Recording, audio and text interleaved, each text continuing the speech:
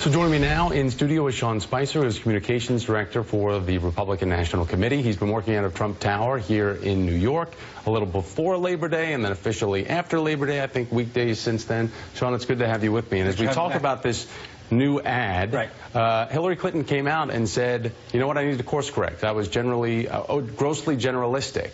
Right, she said I didn't mean to say half. But I think there's two interesting points in the comments that she made. Number one is she says half of his supporters are sexist, racist, homophobic, xenophobic, which is in itself insulting when you think about the tens of millions of people that encompasses. But then she also said the other half are desperate. So it wasn't just what she said about the first half. The second half are desperate. In other words, if you don't support Hillary Clinton, something's wrong with you. And I think that really goes to the heart of what's wrong with Hillary Clinton, is that she just doesn't understand, I think, what's going on out in America right now and the troubles and concerns that most Americans have. But we know that there's been issues with Paul Ryan where he's had to come out and talk about bigoted statements by Donald Trump. We know that other high-level, top-leading Republicans have had to make amends for the standard bearer of the party currently. Hold on, just take a listen to this. If you look at his wife, she was standing there. She had nothing to say. Maybe she wasn't allowed to have anything to say. You tell me. They're bringing drugs. They're bringing crime. They're rapists. But I have a judge who is a hater of Donald Trump. A hater. He's a hater. His name is Gonzalo Curiel. Claiming a person can't do their job because of their race is sort of like the textbook definition of a racist comment.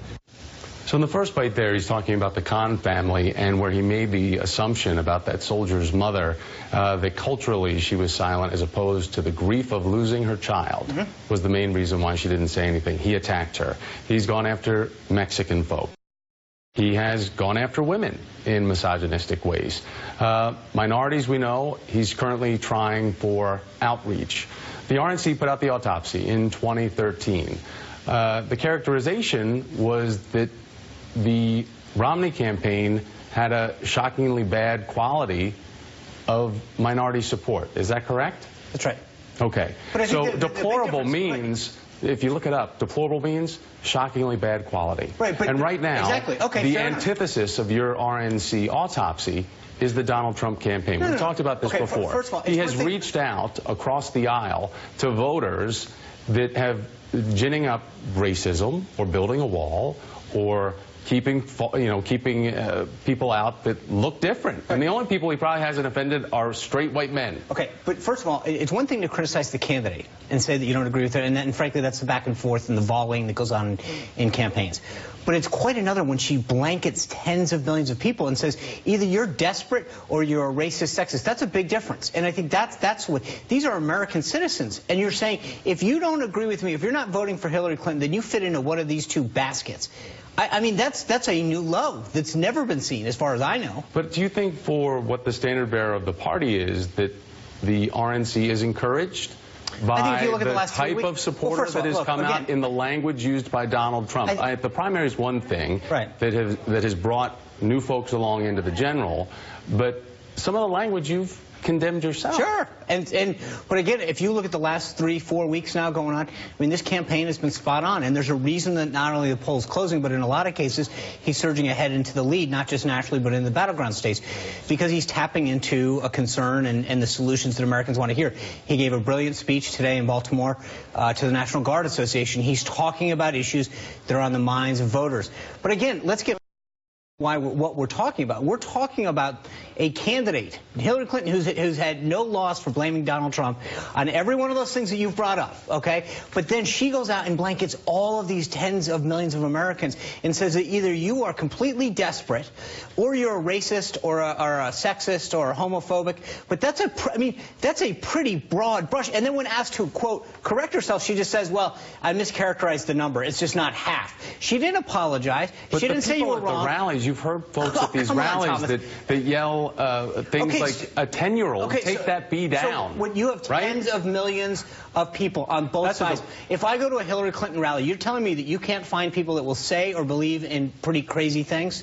What have we seen? I don't think there's been the level of scrutiny that there is with Donald Trump by any means. I mean, other than folks that might say Trump's a racist. First of all, how many times has she been out in public? The last few weeks she's been hidden. She attends private fundraisers in swanky places. That's it. Donald Trump's out there with the people every single day, going to rallies and events. Where's she? She's in Beverly Hills at private events in New York City with Barbara Streisand talking and bashing Americans. She's not out there among the people. So, I mean, when it comes to the opportunity to go see it, but the next time that she holds a big rally, which frankly won't be with tens of thousands of people, it'll be with hundreds, you're not going to be able to, you know, but I think if we want to spend the time going out and finding those supporters, we can find them easy. All right, so let's talk about the one issue that's coming up, the Washington Post and this investigation into the Trump Foundation. A piece today says that Trump used the foundation donation, which is other people's money, in his own name. Right. Is that pneumonia?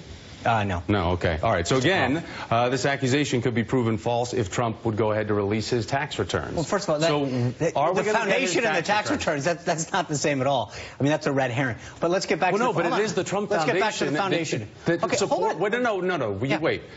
The Trump Foundation gave money to Pam Bondi. Yes. They were smacked on the wrist for the fact that they donated to the AG, who then investigate Trump University claims Neither in did Florida. 48 other attorneys general. But other attorney generals did. One. Right? Who's from New York City, who's a partisan Hillary Clinton supporter. I mean, that's it. One. You also, by the way, that same judge, or excuse me, the same attorney general isn't enforcing the rules of the laws of New York when it comes to the Clinton Foundation. It doesn't matter about the foundation. What you're saying, and the New York AG came out and said that the Clinton Foundation has not broken any laws. So because he's not enforcing the ones that exist. Because they've released information where the Trump Foundation right now, again, these accusations, we could figure out where they wash out if we get the taxes. That's not true. The foundation is one thing, and it files their 990. Taxes. Is it disqualifying? You're adding in about 8 different issues at once. Let's take the foundation. How about just taxes? No, which is, you brought up the foundation. They filed their 990. The reason that you're able to see everything that you did, the reason the Washington Post was able to write the story they did, is because everything was filed on their 990. They know where the money came from, where it went. That's how the story got written. So, I mean, it doesn't make any sense. They're actually, all of that information has been filed publicly. That's what they wrote the story off of. So when it comes to the pressure of him releasing his taxes, is that going to happen before Election Day, Sean? He says that as soon as the audit's done, he'll release it. What about the stuff before 2009 that's not under audit? I don't know.